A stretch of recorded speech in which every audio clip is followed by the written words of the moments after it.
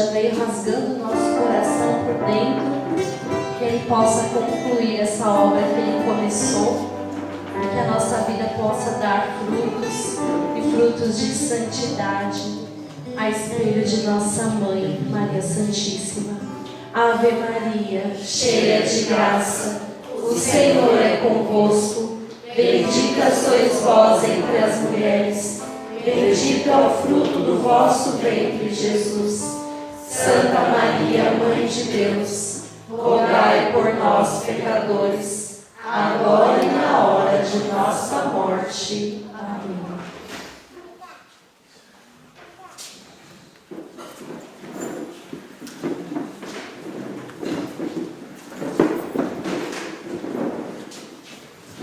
Louvado seja o nosso Senhor Jesus Cristo, para sempre seja louvado.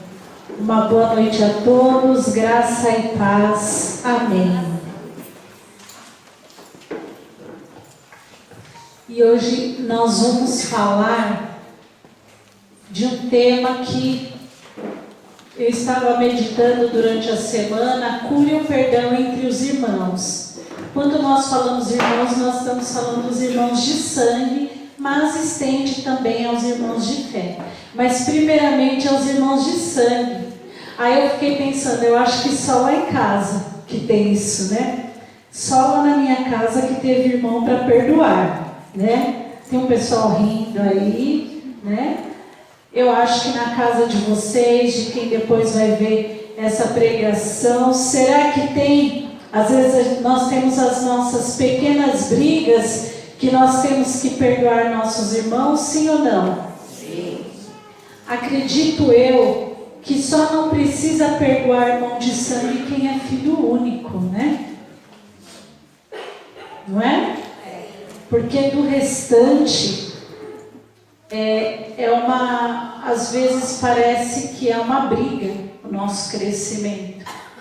Eu falava para uma irmã, entre os irmãos, entre nós irmãos, nós temos uma regra, e isso rege todas as famílias, não existe hierarquia.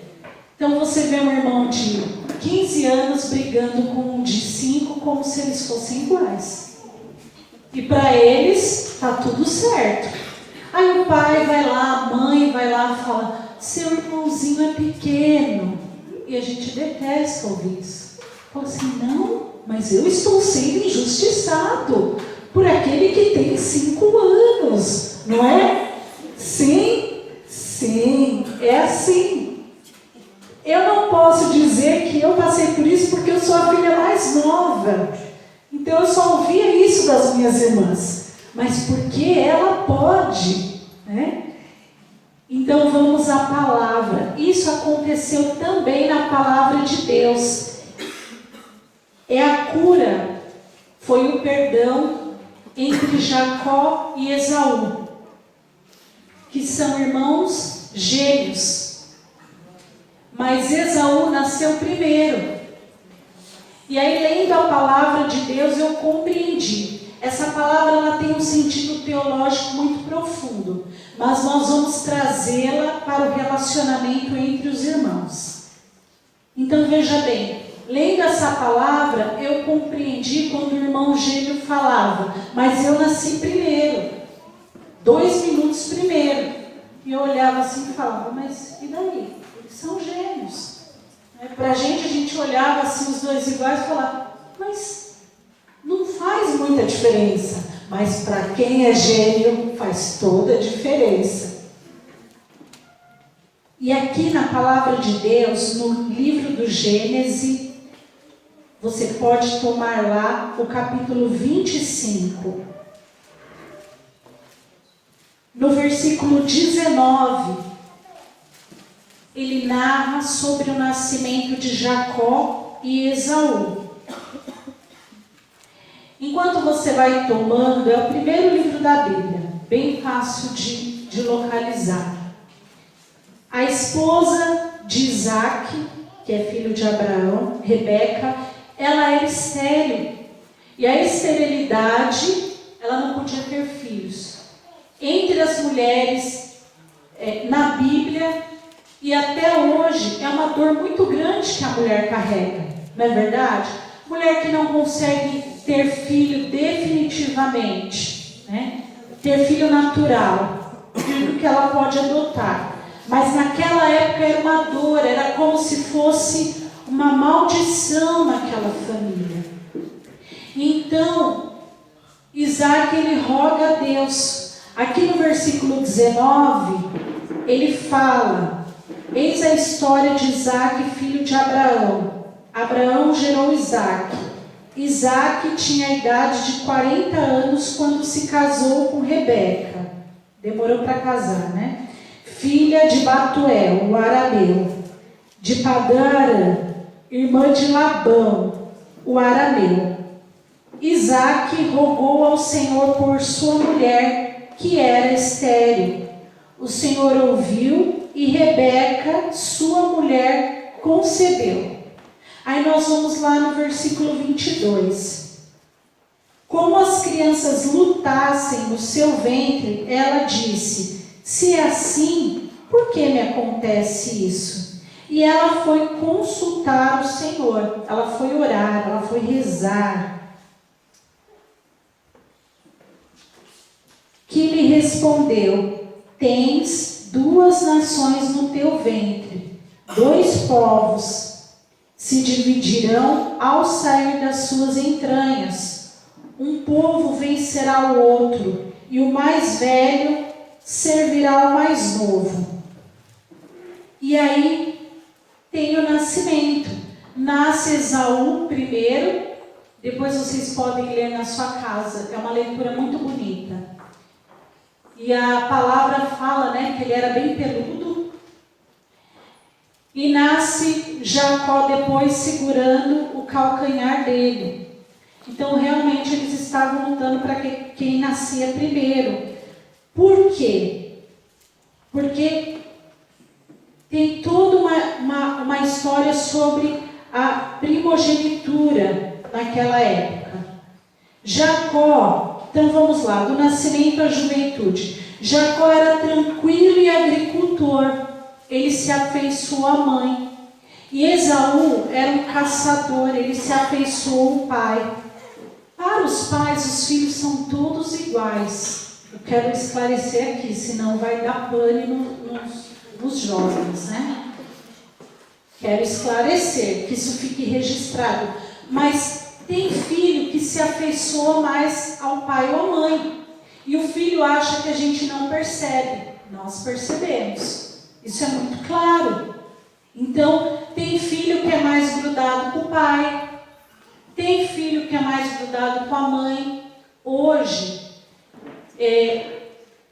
nós temos pouco isso. Por quê? Porque nós temos poucos filhos. Não é verdade? A minha mãe teve 12 filhos. Ficaram 7 mulheres. Então eu acho que a minha mãe dava graças a Deus quando uma se apegava mais ao pai. Porque imagina 7 mulheres. Gente, 7 é muita mulher. Vocês não têm noção o que era aquela casa. Acho que por isso que me deram essa pregação. Vocês não têm ideia do que era aquela casa. Então assim, algumas eram mais apegadas à mãe, outras eram mais apegadas ao pai. Eu me lembro, quando eu era muito pequena, na minha infância mesmo, eu era muito apegada ao meu pai. Muito. Meu pai chegava do trabalho, eu ficava esperando no quintal. E meu pai chegava, ele mal entrava, eu grudava nele para ver se ele tinha trazido aqueles suquinhos. O pai de vocês trazia aquele saco de suquinhos da firma? Como que era o nome? Mup, né? Mup ou qualquer coisa que meu pai trouxesse. Eu ficava esperando. Aí meu pai, coitado, ele ia no banheiro, tomava um banho, eu ficava esperando na porta ali da sala.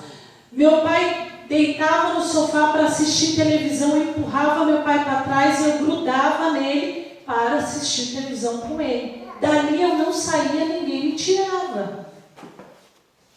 Então assim, a minha mãe me teve com 45 anos. E eu dou graças a Deus que ela disse sim à vida.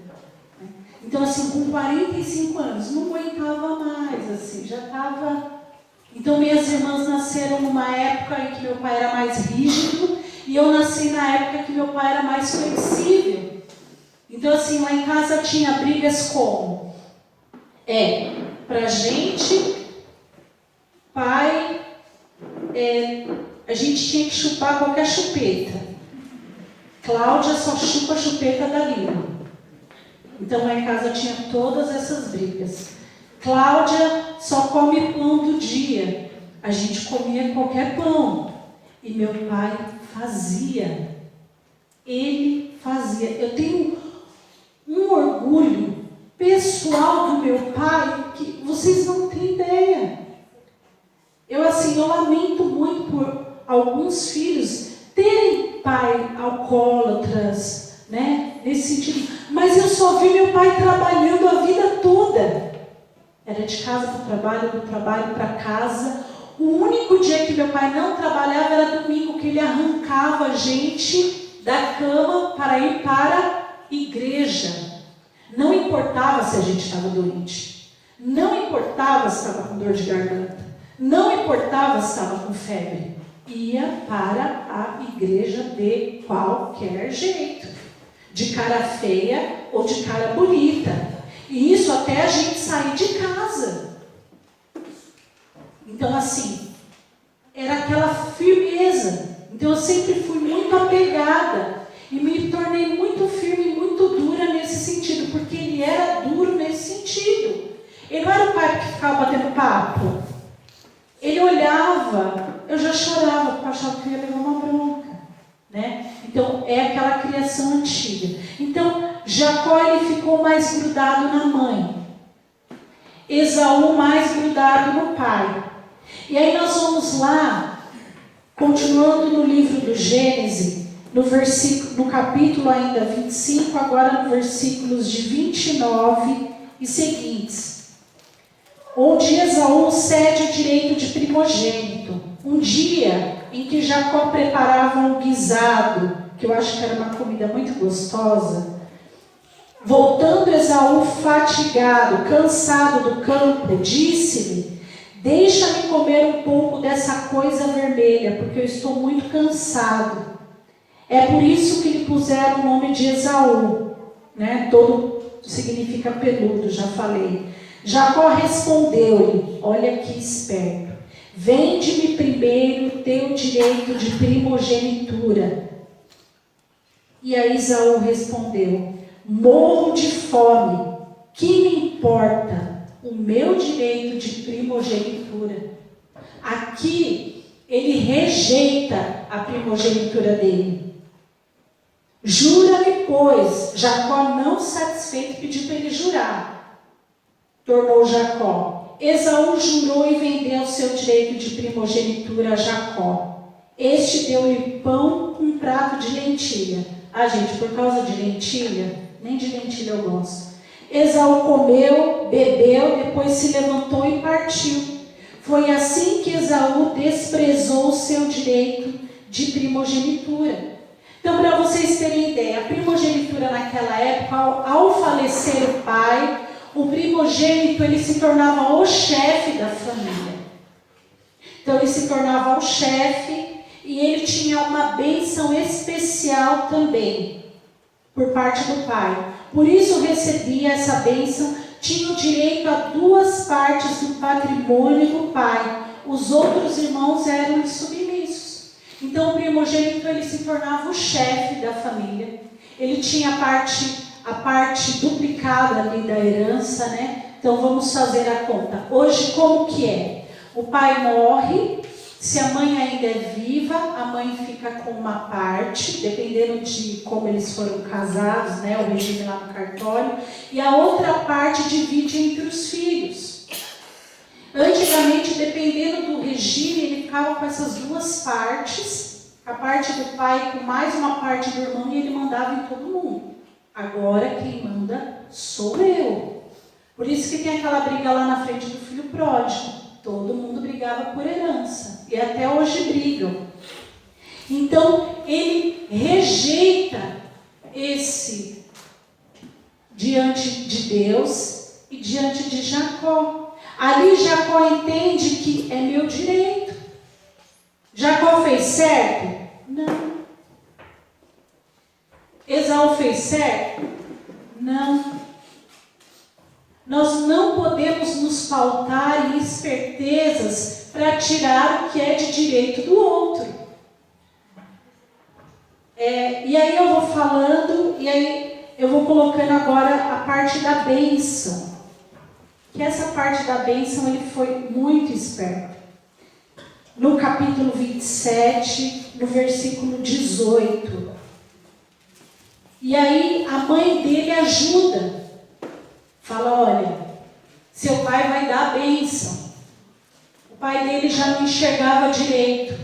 Ele está se preparando para dar a bênção. Gente, o que aconteceu foi isso, está aqui na Bíblia.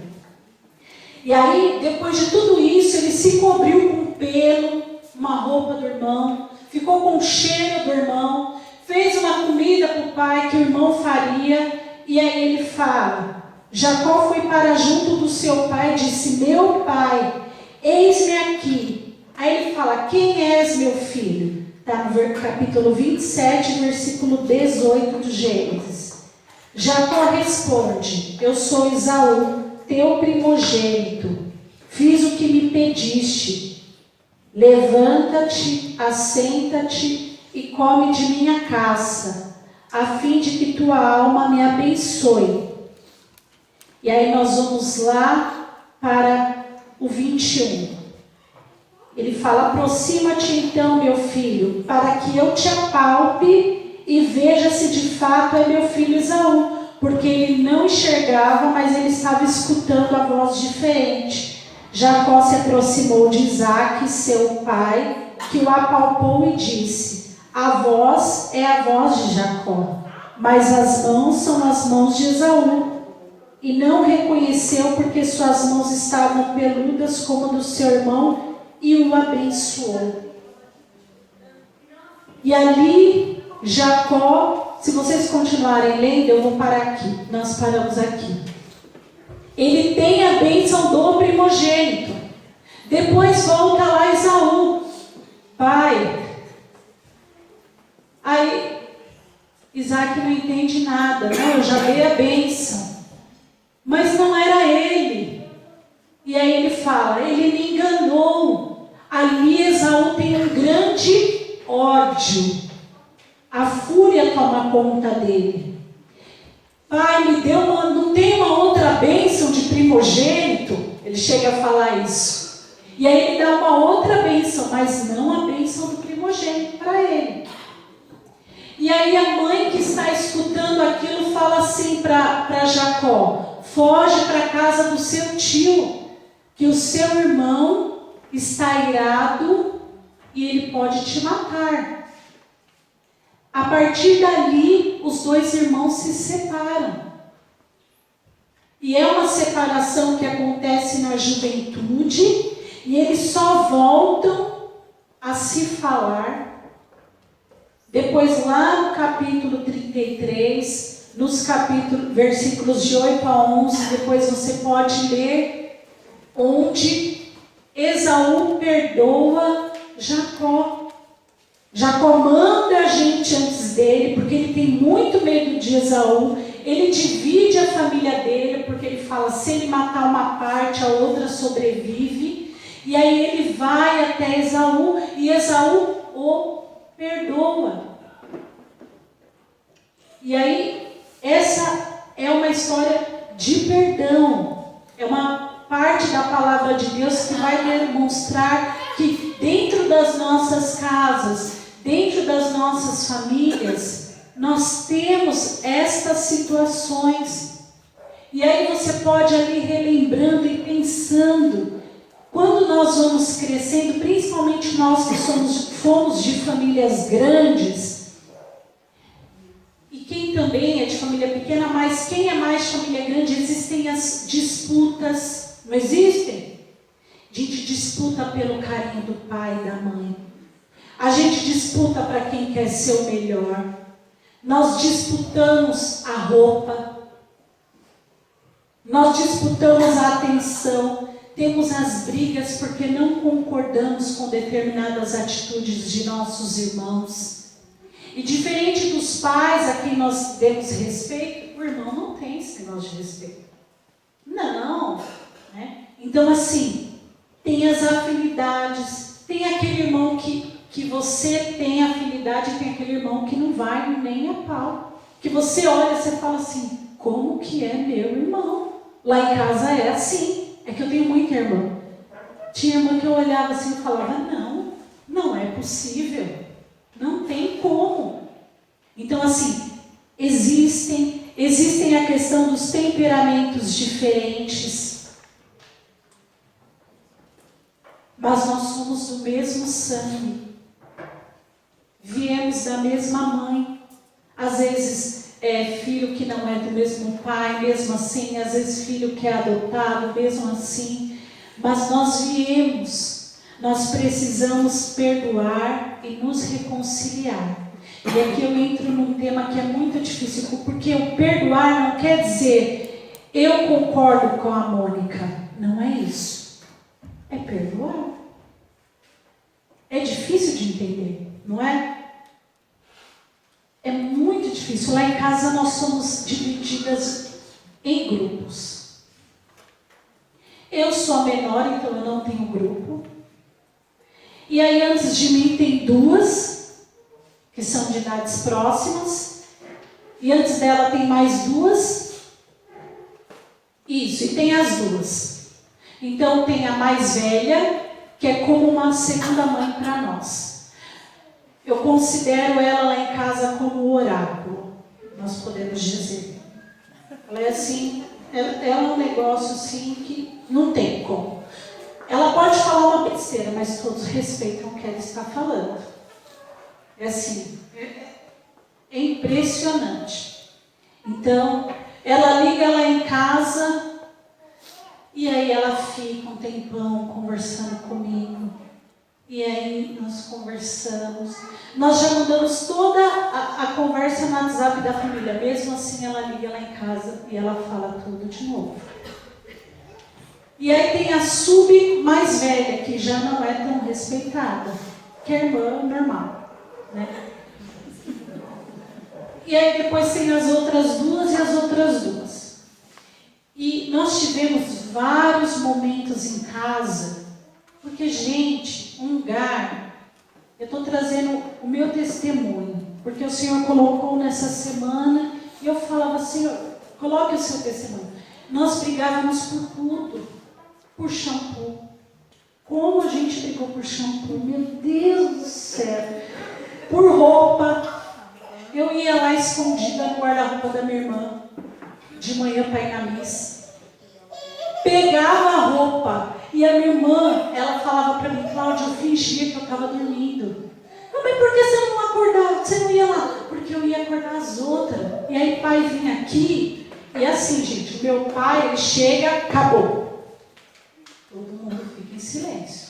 Não tem quem tem razão, quem não tem razão. É até hoje assim. E aí eu ia lá, escolhia uma roupa, escolhia a outra. E aí eu ia para a igreja. E aí quando eu voltava da igreja, eu ficava pensando, como eu vou entrar em casa? Porque ela viu que eu estou com a roupa dela. Ela vai ver. E eu ia me escondendo assim. Em casa tinha um corredor, eu ia me escondendo, eu ia tentando, eu ia no banheiro, eu ficava um tempão no banheiro. E todas faziam isso com todas. Eu tinha uma irmã que trancava as coisas no guarda-roupa dela. Coitada, essa é a parte mais engraçada. Só que a porta do guarda-roupa da minha irmã era quebrada. O que acontecia? Minha irmã trancava, coitada. Gente, ela trancava. Nós esperávamos ela sair de casa e a gente tirava a porta do guarda-roupa. E a gente pegava tudo que tinha lá. Ela comprava coisa gostosa. Naquela época, Danone não era liberado para todo mundo, como é hoje. Né? Danone, assim, né? Nossas crianças tomam, até deixa um pouquinho lá, não era? Antigamente não era. Pegava a roupa, via se servia, aquela coisa. E aí tinham as discussões. Mas aí teve um tempo em que as discussões foram ficando mais sérias. Porque cada um foi seguindo o seu rumo. E em casa é assim. Tem um irmão que ele se afasta da igreja. Aí tem as irmãs que se separam e voltam para casa. Né? Isso é uma dor, isso é uma ferida para o pai e para a mãe. Sempre vai ser. Mesmo que o pai e a mãe falem, eu estou aceitando, está numa boa, isso é uma ferida. E eu vou contar um segredo, nenhuma irmã aceita. A gente aceita porque tem que aceitar. Mas a ferida fica. Então eu lembro de uma ocasião que as minhas duas irmãs brigaram e elas ficaram mais de 2 anos sem se falar. E a nossa casa eram 3 quartos depois que o meu pai aumentou. Então tinha 2 quartos para nós. Então parecia um quartel, porque só era beliche. Então eu descobri o que não era dormir numa beliche depois, pertinho de quando eu casei. Que aí foi liberando, foi casando, foi saindo. E aí eu descobri o que era cama, depois de alguns meses eu me casei. E aí eu voltei a dormir na cama. Não consegui dormir mais na cama sozinho, desculpa. Não tem outro jeito de dizer isso. Graças a Deus. Né? E aí, muito tempo, depois de casada, eu sempre tive uma irmã que ela era cri-cri. Né? E também nós tivemos em casa uma ferida muito grande. Né? Que foi uma irmã que se suicidou. Eu era pequena, eu era bebê. Uns 2 anos no máximo. E assim, a gente nunca soube por quê. E como eu sempre queria saber o porquê, eu consultava o oráculo. E aí quando a minha irmã estava tranquila, eu, mas o que aconteceu? Mas como ela era? Eu nunca soube, né? Escreveu uma carta, deixou um bilhete. E depois de muitos anos, gente, eu falo isso com tranquilidade porque Deus me curou. Graças a Deus. Depois de muitos anos, minha irmã falou, ela deixou uma carta. E aí eu falei, o que estava escrito na carta? Minha irmã mais velha falou, eu li, queimei. Nunca ninguém vai saber o que estava naquela carta. Né? Minha irmã tinha problemas psiquiátricos. Naquela época, anos 80, não tinha um tratamento assim, tão fácil para isso. E aí, depois de casada já, eu briguei com uma outra irmã, né? Porque ela brigou com a minha mãe. Eu lembro que eu saí mais cedo do trabalho, porque foi um problema crônico lá em casa. Baixou até polícia. Vocês não têm ideia. E aí, quando eu estava no ônibus, eu liguei para a Angélica. A Angélica foi me acalmando. Mas eu estava furiosa. E ali na minha mente eu falei, hoje eu coloco ela para fora daquela casa definitivamente. Ninguém vai me impedir. Né? Lembra que eu falei com você? E você foi me acalmando e aquilo entrando no meu ouvido, mas a ira, por isso que a ira é um pecado. Né? Já tinha tomado conta do meu coração. E eu fui descer na rua da casa da minha mãe, ainda veio uma vizinha para me parar. Cláudia, calma, eu estou vendo que você está nervosa. Não, eu já estou mais calma. Eu não conseguia nem respirar direito, de tão... E aí depois a vizinha me liberou. Quando eu cheguei na casa da minha mãe, tinha um policial perto da minha irmã. E aí estava lá toda aquela confusão, aquela briga. Não vale agora a pena explicar todo o problema, mas ela tinha ofendido a minha mãe. E deu pau. E aí o policial me segurou. Porque eu ia, mas o que eu disse para minha irmã naquele dia foram palavras de uma crueldade tão grande. Eu disse tudo o que eu queria dizer. Aí o policial olhou para mim, ele calma, e ele tentando me segurar. Aí depois veio uma outra irmã e fez eu ficar, porque na casa da minha mãe tem uma parte de cima. Eu fiquei lá. E eu falei, eu chamei tipo um conselho das irmãs. Falei, o que vocês acham que nós temos que fazer? Não, Cláudia, não é assim. Falei, não, a gente põe ela para fora e pronto. E resolve o problema. Gente, desse jeito.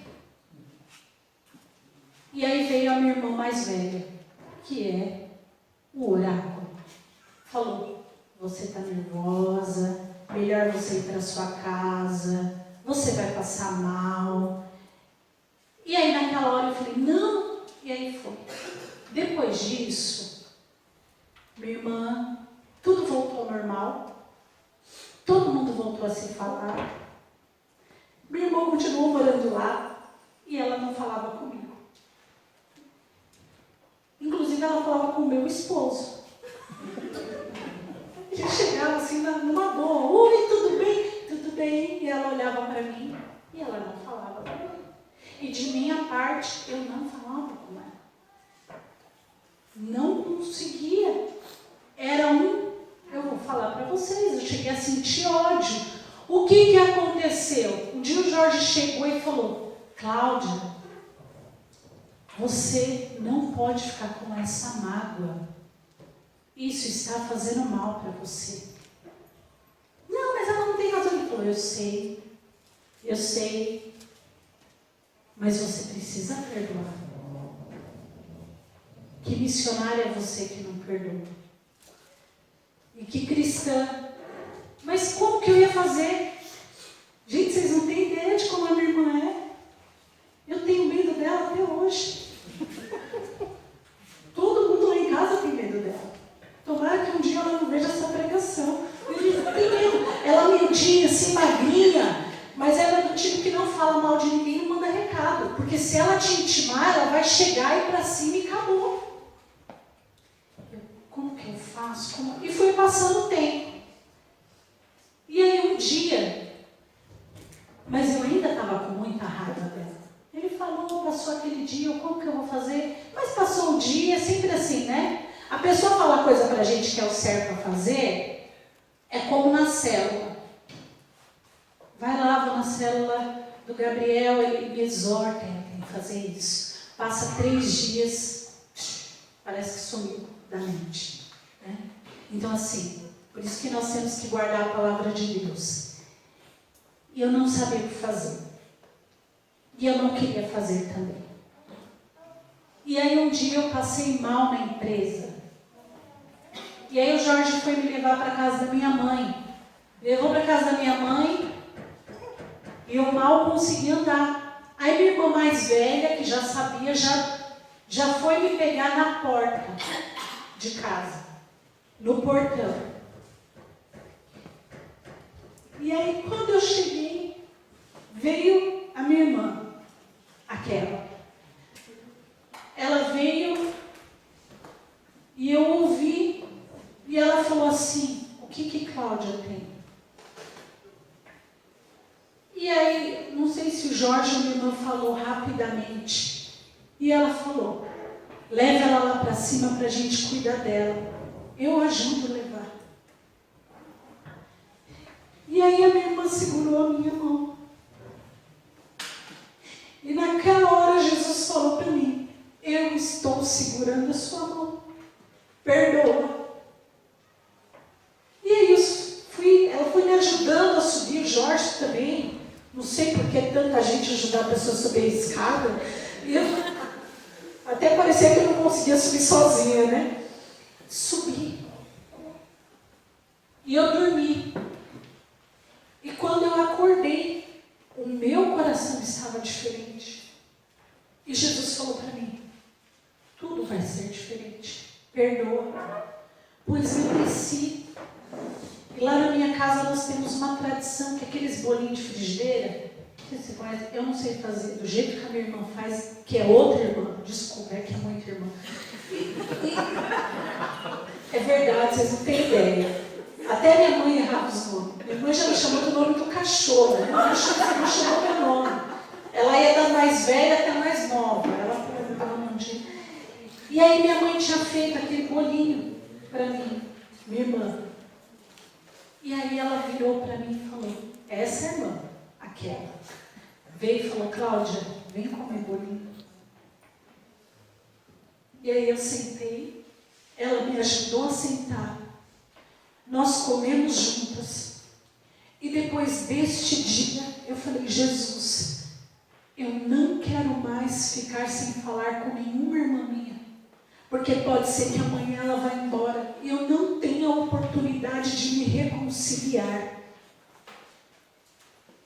Hoje nós nos falamos, a gente parece mocinha, chego na casa da minha irmã, minha mãe, beijinho no rosto, abraço.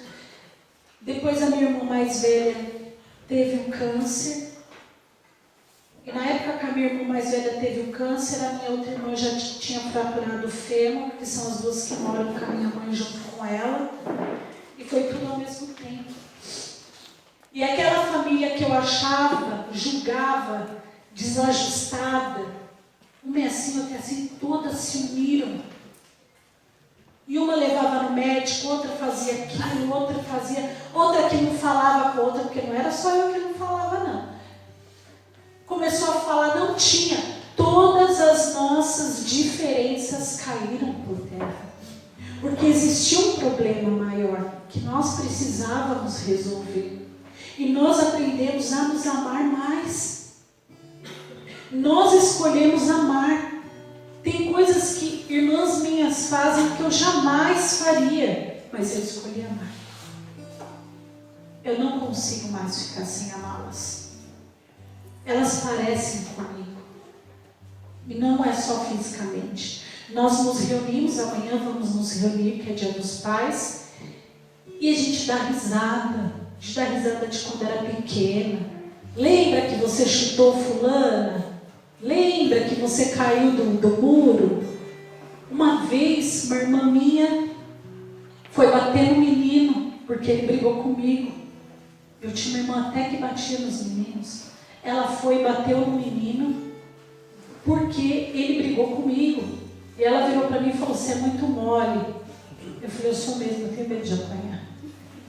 Então assim, tudo isso foi sendo curado. Né? Mesmo a minha irmã no câncer.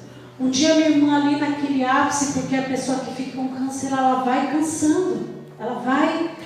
Um dia a minha irmã mais velha falou, Cláudia, e quando ela teve o câncer, que veio o diagnóstico, ela não sabe mexer na internet, ela me mandou uma foto do exame.